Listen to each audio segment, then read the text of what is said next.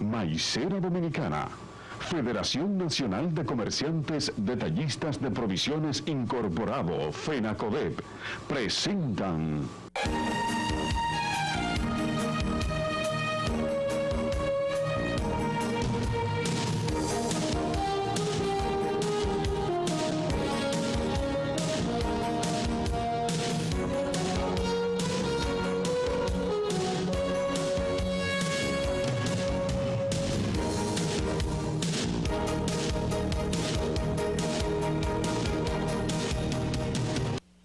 Muy buenos días, amigos televidentes y detallistas de todo el país.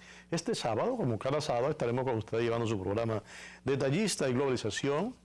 Es una producción de FENACODEP que le llega a ustedes gracias a la cortesía de Pastorizadora Rica, Indubeca, la Cervecería Nacional Dominicana, la Cooperativa Bombón Bueno, el Banco Central de República Dominicana, Indubán.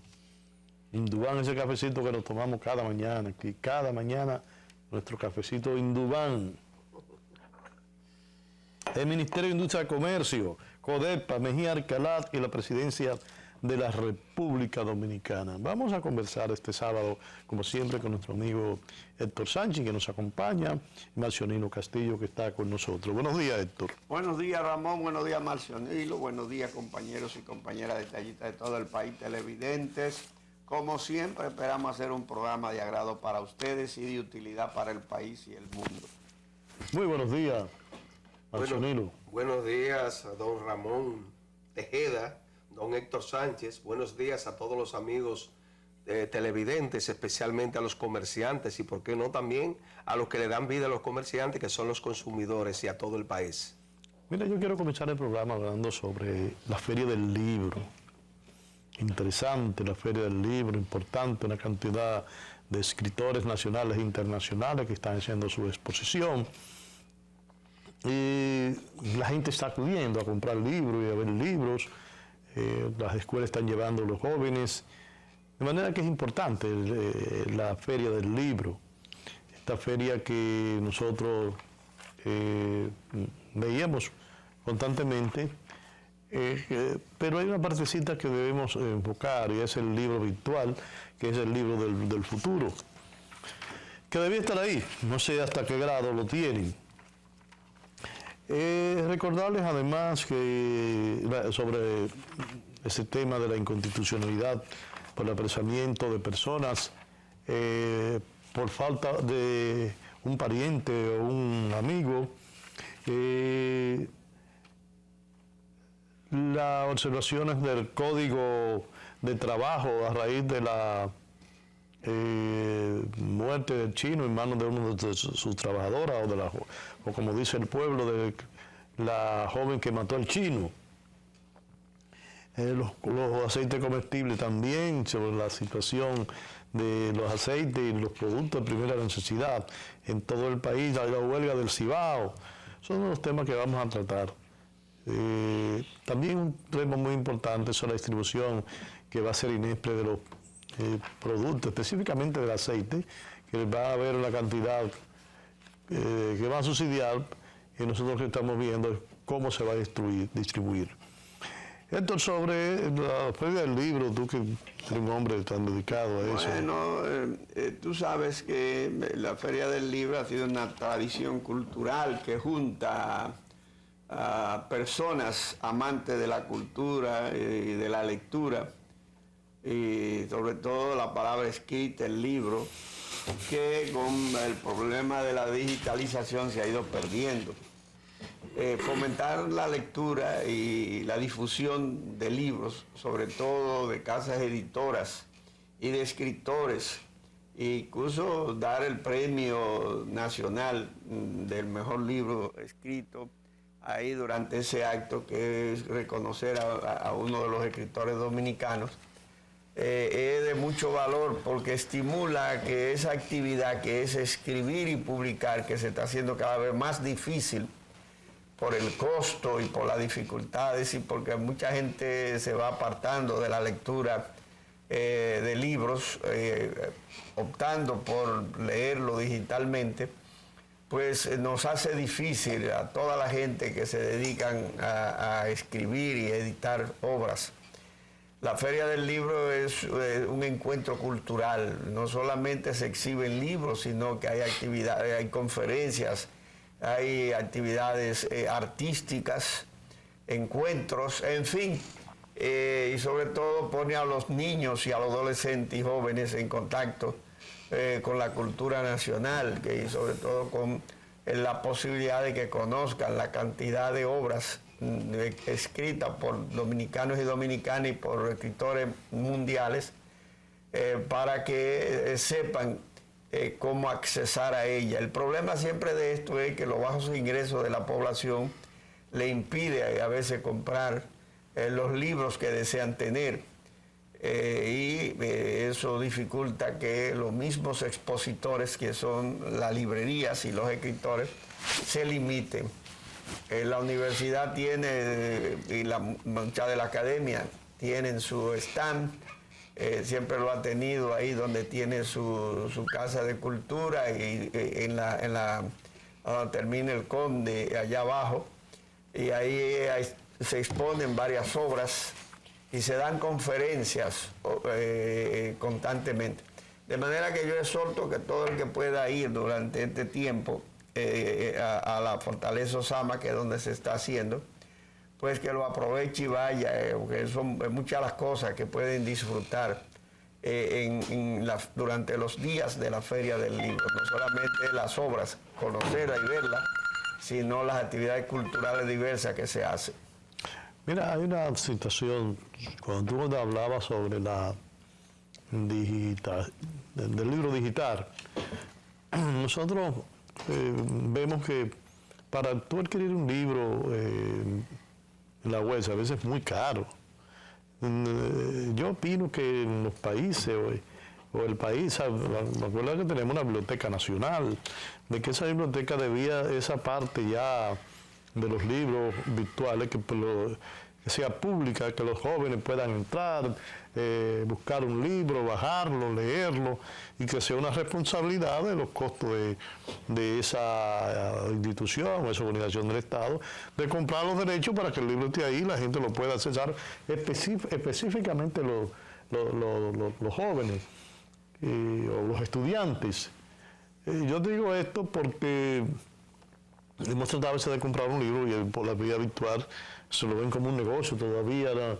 Y cuando tú quieres entrar a una biblioteca a buscar un libro, a veces tú no encuentras porque es internacional, pero en el país debía haber de todos los, por lo menos para los estudiantes de todos los niveles, que los libros que están utilizando en las escuelas, y ahora que le están dando a todos los jóvenes lo de primaria y preprimaria, una tablet, que puedan utilizarla para entrar a esta biblioteca y leer a diferentes niveles.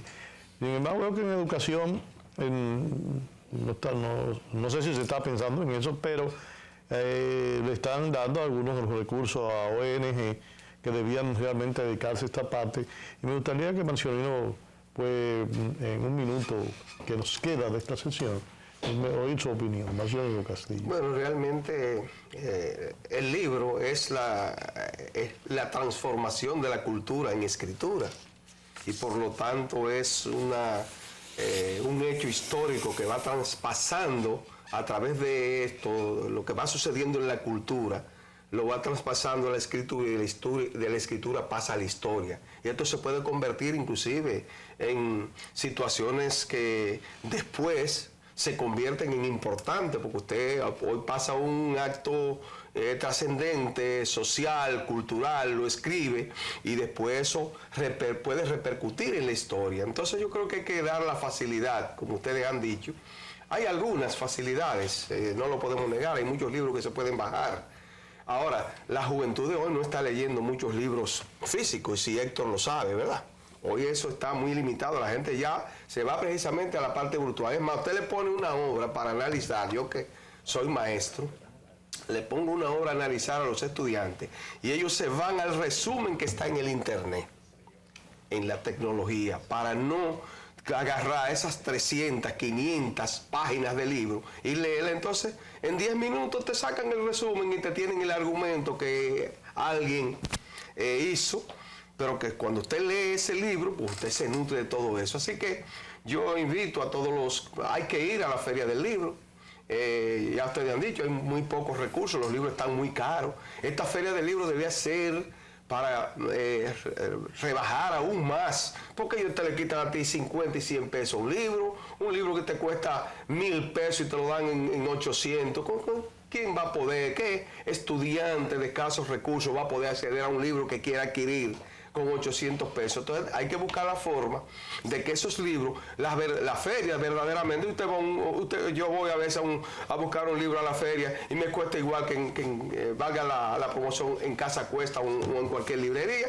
Entonces eso realmente es un boom, decía una persona, que ahí lo que van a la feria del libro es a comer chimichurri y todo ese tipo de cosas.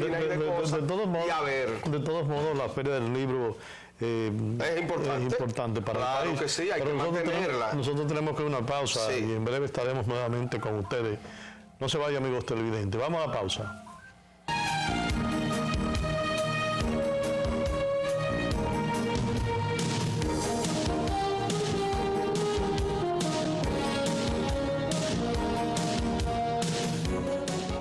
Este es un programa de Tallista de Negociación. Estamos conversando con Héctor Sánchez, nuestro asesor de FENACODEP, y Manuel Castillo es presidente de FENACODEP, representante de esa región que se están haciendo grandes inversiones para desarrollarla, que es el sur, por lo menos en la parte turística. Y como él bien decía en el programa anterior sobre algunas obras que están haciendo y están desarrollando en su zona. Queremos agradecer esa parte a las autoridades y al gobierno. Ya se iniciaron prácticamente 2 obras allá que han sido reclamos de muchos tiempos de los municipios, que es el acueducto múltiple de Sabana Larga y San José de Ocoa, que va a nutrir de agua a más de 60.000 habitantes. Y ya también el presidente, las autoridades en el día de ayer anunciaron ya la construcción de la carretera de la zona del Pinar, un distrito municipal que venía reclamando esta obra también por más de 30 años. Yo creo que es importante, porque las cosas que son positivas uno tiene que resaltarlas. Uno lo que lamenta es que a veces tengan que hacer protesta para este tipo de cosas, porque los moradores del Pinar pues hicieron una multitudinaria caminata el domingo, y el lunes fueron llamados al Ministerio de Obras Públicas, y ya ayer comenzaron a llegar los equipos a San José de Ocoa. Por eso, las protestas a veces no es lo mejor que hay, pero es un recurso que tienen las comunidades para que las autoridades le escuchen, y qué bueno que las autoridades, estas autoridades responden a las inquietudes de la población. Mire, qué bueno que tú entres en ese tema sobre cómo hicieron esa protesta pacífica, muy pacífica, una caminata en el sur, una caminata, y el gobierno reaccionó a esa caminata inmediatamente, porque esa caminata donde no hay bandolerismo, de que una quemadera de goma, que ya eso pasó a la historia, quemar goma y dañar la propiedad ajena. Ese no es un sistema de huelga, ese sistema de protesta. Yo les digo, yo tengo un barrio. Eso es lo que hace República. Y a veces van los jóvenes mire, que necesitamos para protestar, que mire, la protesta ya no es. ¿Usted quiere una protesta de la población? Siéntense en la calle y dirán que la gente se va a sentar si están realmente protestando por un derecho.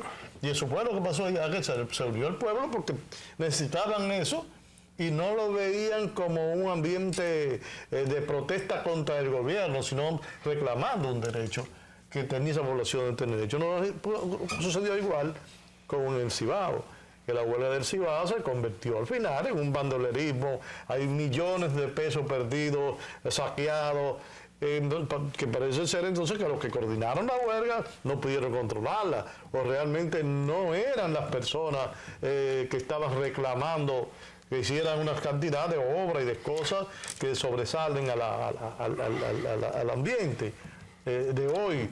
Pero mi opinión particular, yo creo que el país lo que debe ir a una gran unidad, como acaba de decir el compañero Manzolino, donde los pueblos que necesiten las cosas puntuales, pues hagan su protesta, se hagan sentir Fíjate, cuando la protesta del 4%, no hubo quemadera de goma, no hubo nada de eso, y se logró. La protesta frente a la Junta Central Electoral, tampoco hubo quemadera. Los jóvenes simplemente iban, se sentaban y estábamos protestando. Y se le oyó. Entonces, me gustaría que Héctor, sobre esa protesta del Cibao, puede oír su opinión. Bueno, para mí la mayor lección de eso es que comenzaron un diálogo, autoridades y los convocantes, y yo no sé por qué no llegaron a algún acuerdo, porque debió por lo menos decirse ahí con datos y transparencia, decir, miren, de todas estas cosas que ustedes piden, lo único que podemos hacer es esto, porque los recursos disponibles y la realidad del momento y del mundo, lo único que nos permiten es esto. Vayan, estudienlo, si ustedes no tienen decisión, capacidad de decisión, llévense esas propuestas nuestras, convoquen una asamblea o a su gente y discutan y volvamos a dialogar de nuevo, pero no sé por qué se cerró el diálogo automáticamente y ahí se tronchó todo ese proceso importante que pudo quizá haber evitado ese movimiento que por el contenido de cosas que se demandaban, siempre son justas y necesarias. Lo que hay que ver si el momento permite que esas cosas sean pertinentes, es decir, si la situación del país económica, financiera, permitía que eso se hiciera. Pero sí lo que está claro es que hay muchas necesidades insatisfechas de todos los gobiernos, desde la muerte de Trujillo para acá, y desde antes, pero sobre todo desde el 61 para acá, todos esos gobiernos que hemos tenido, democráticos, dictadores, en fin, de usurpadores como el triunvirato, y todos los gobiernos, incluyendo el derrocamiento de Juan Bosch, que en este abril se cumplen 57 años de aquel infausto acontecimiento y de esa invasión para cercenar ese movimiento el 28 de abril que se produjo. Todo eso con tantos años, no hayamos podido resolver los principales problemas del país, energía eléctrica, agua potable, por la que todavía está la gente luchando, carreteras, caminos vecinales, empleos para los jóvenes, educación de calidad, salud, transporte garantizado, control de la delincuencia, en fin, cantidades de problemas que ustedes ven que todavía están truncados, que están incluso que se van agudizando, lejos de resolverse. Y eso es lo que va creando una cierta insensibilidad en las autoridades, pero también una cierta resistencia y lucha en los sectores menos favorecidos, entiéndase la clase media, los obreros, los chiriperos, los desempleados, los pobres y medios. Y eso es lo que generan esos movimientos de protesta. Por eso que todos los gobiernos que se llaman democráticos no deben reprimir esos movimientos. Lo primero es acogerse al diálogo, que es lo correcto.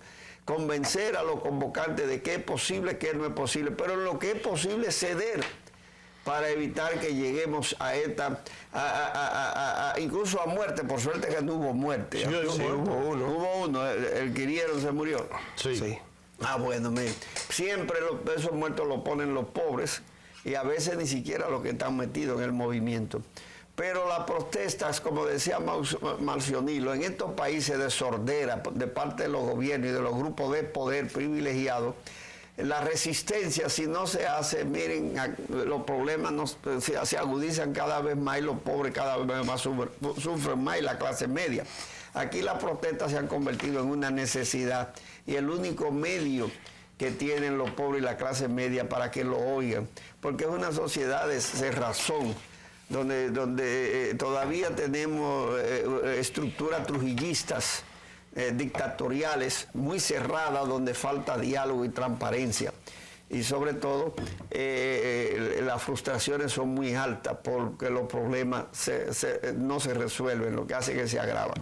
Eso es lo que genera todo eso, Ramón. Bueno, esto realmente, en mi opinión, el tipo de protesta que se está haciendo, que se ha venido haciendo durante tanto tiempo, hay que cambiarla por una protesta más social donde la población se integre. Vamos a una pausa, usted, amigo televidente, no se vaya, que en breve estaremos nuevamente con ustedes.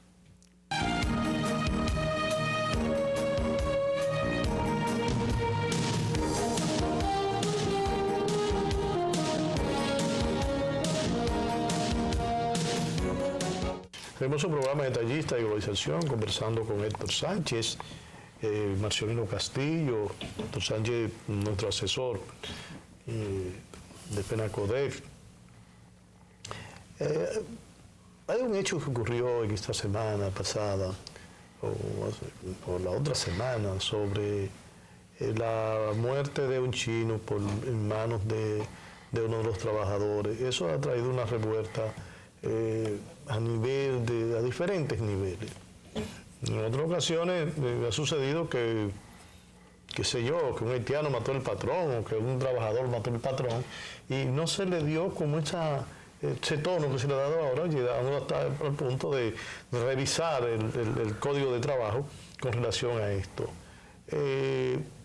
La muerte realmente del chino, que se hizo viral por una grabación que alguien envió, donde este hombre pues agrede a la joven tratando de defenderse, pues llega al punto de meterle algo pulsante en la barriga o en el estómago, y el chino muere. Algunos abogados que trabajaron en la modificación del Código Laboral del 92, pues de alguna manera opinan que hay que modificar el código porque eso no está en el código, y eso realmente no es, parece que no se debe tipificar como criminal. Nos gustaría que el máster pues nos baje un videíto que tenemos ahí sobre nuestro asesor legal de FENACODEP, de Luis Yepes Uncar, sobre la opinión legal de este acontecimiento. La Policía Nacional apresó al padre de la mujer que le dio una estocada en el estómago a un chino en el lugar de su trabajo, quien falleció con ocasión de esta puñalada que le dio esta mujer. Este apresamiento es con el fin de obtener que la mujer que cometió este hecho pues se entregue a la justicia. Esta mala práctica por parte de la Policía Nacional debe desaparecer totalmente, debe eliminarse, porque esto violenta la Constitución de la República en contra del familiar apresado, porque nuestra Constitución establece que nadie es responsable penalmente por el hecho del otro. Entonces, si esto es así, apresar a un familiar, y en este caso particular al padre de esa mujer, por el hecho que ella cometió, es una flagrante violación a la Constitución de la República. Las autoridades lo que deben hacer es perseguir a esta señora, apresarla y someterla a la acción de la justicia, pero bajo ningún predicamento, bajo ninguna excusa de que se está investigando, apresar a ningún familiar por el hecho cometido en este caso. Esta actuación de la Policía Nacional debe desterrarse de una manera definitiva, sobre todo porque en el país está instituido un Estado democrático, constitucional y de derecho. Bueno, ya han visto la opinión de Luis Yepes Uncar sobre esta situación, y nos gustaría oír realmente la opinión de Héctor Sánchez sobre ese acontecimiento.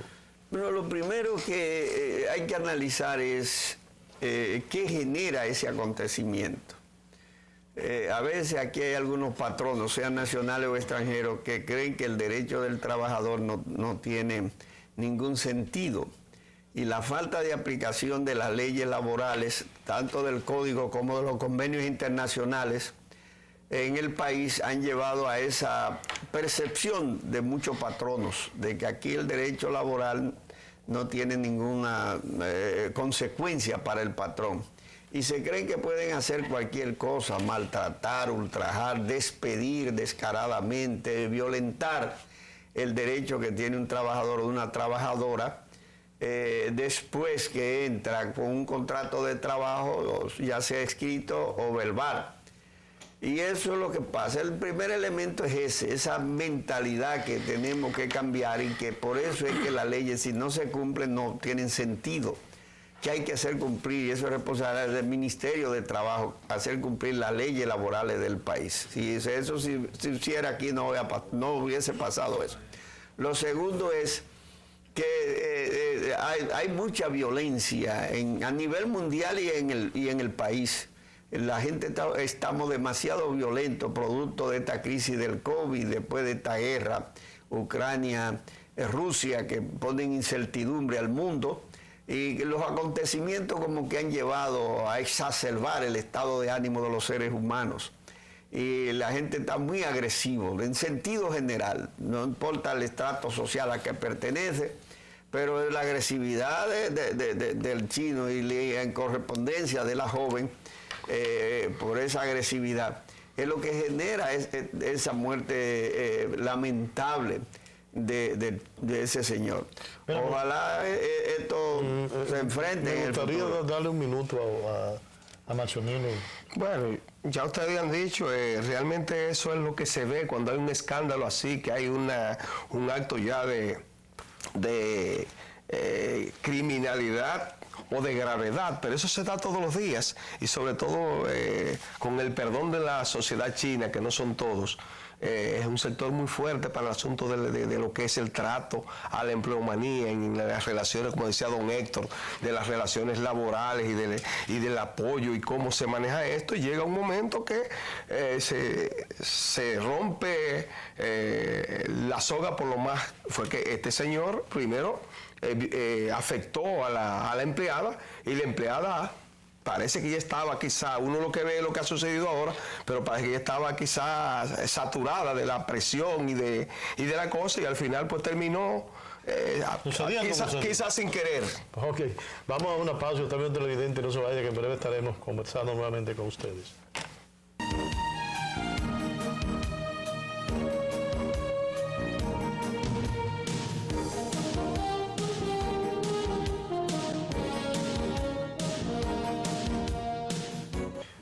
Es importante para nosotros como comerciantes, y es importante tanto para Héctor, que me acompaña, y a Chirino Castillo, la situación en que se está metiendo el pueblo dominicano en referencia a los precios de los productos de primera necesidad.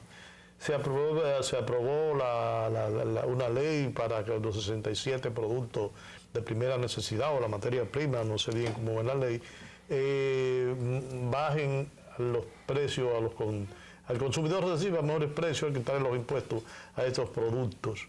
No sé hasta qué punto eso hay que verlo, porque quiénes son los que van a importar. Y nosotros tenemos en el pasado importaciones de un grupo de empresarios que realmente lo que hacen es que lo acaparan y venden al precio que les dé la gana. Nosotros, alguien me dirá, pero ustedes los detallistas, ¿por qué no traen su producto para que le llegue al consumidor?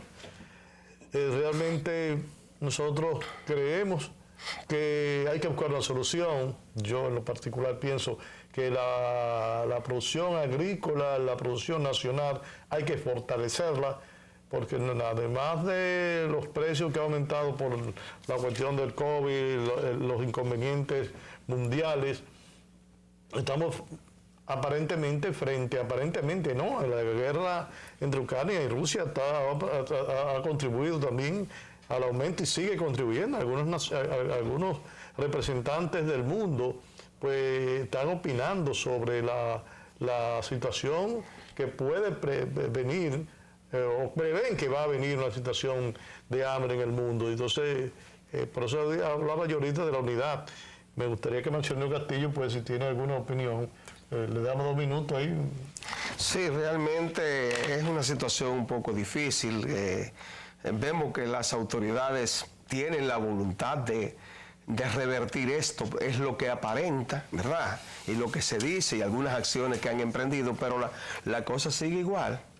La cosa sigue igual. Vamos a esperar a ver que entre en vigencia esta nueva ley que ya aprobaron ya en el día de antes de ayer y que está pendiente de promulgar del Poder Ejecutivo. Creo que todavía no la ha promulgado. Pero para mí que aquí lo que hay es un discurso. Porque a diario se repite que el 85% de lo que se consume en el país se produce. Pero yo veo los plátanos a 20 pesos. Veo la batata, la yuca a 25 y a 30 pesos. Veo la yautía a 40 y a 50. Veo todos los tipos de cosas que se producen. El arroz no baja. Está bien, vamos a decir que los aceites y esos asuntos, las mantequillas que vienen y que hay que traerlas de las zonas de conflicto, amén. Pero ¿y los productos nuestros, ese 85% que producimos, por qué están tan altos? Vayan a los supermercados, vayan a los colmados, vayan a esos lugares donde se venden, para que usted vea cómo están aquí, el que está yendo. Estos lugares siguen convertidos, estos negocios, en el terror de la sociedad dominicana, de la clase que no tiene poder adquisitivo. Y yo creo que esto entonces, es un discurso que el 85% de lo que producimos, de lo que consumimos, se produce aquí. Porque entonces no hay necesidad, si se le da apoyo, como usted decía, y decía don Héctor, apoyo a la producción nacional, apoyo a los productores nuestros para que produzcan, pero el apoyo tiene que ser que también se le dé facilidades para que lo que ellos producen no tengan que venderlo a altos precios, sino que vayan a un precio módico a los negocios, a los supermercados, y entonces de ahí lo reciba. Sabemos que aquí hay un fuerte manejo entre lo que se produce cuando viene a llegar al consumidor, que esto también influye, pero eso también las autoridades están para controlarlo un poco. Esa parte es importante, pero me gustaría oír también la opinión de esto, porque el tiempo se está acabando, esto. Bueno, en esa última parte que se quedó, Marcionilo, la intermediación en la producción agropecuaria es el problema de este país. Los intermediarios se quedan con todo y por eso llegan tan caros los precios del conuco o la finca al mercado y al consumidor. Y eso nunca lo hemos podido resolver, ni siquiera con los subsidios y la ayuda del gobierno, ni el financiamiento barato. Si no se resuelve ese nudo gordiano, no va a haber solución a bajos precios y precios asequibles para los consumidores. Me refiero a bienes agropecuarios, los industriales es otra cosa. Mira, Héctor, sobre la parte agropecuaria, yo pienso que el primer eslabón del Estado es garantizarle a los productores un precio sostenible. Porque aquí hay una cantidad importante de tierra que no está sembrada, porque cuando siembran hay una producción que sobrepasa, entonces los precios se deprimen tanto que no vuelven a sembrar. Si eso fuera sostenible, la producción se hiciera a nivel nacional. De esta forma, pues hemos llegado al final de su programa Detallista y Globalización, recordándole que es una producción de FENACODET y le llega a usted gracias a Indubeca, Pasteurizadora Rica, la Cervecería Nacional Dominicana, la Cooperativa Don Monbueno, el Banco Central de la República Dominicana, Induban, el Ministerio de Industria, Comercio y Pyme, Codepa, Mejía Alcalá y la Presidencia de la República. Hasta el próximo programa, que esperamos que esto nos acompañe nuevamente. Le decimos Marcelino Castillo, Héctor Sánchez y Ramón Tejeda. Nos vemos el próximo sábado. Maicera Dominicana, Federación Nacional de Comerciantes Detallistas de Provisiones Incorporado, FENACODEP, presentaron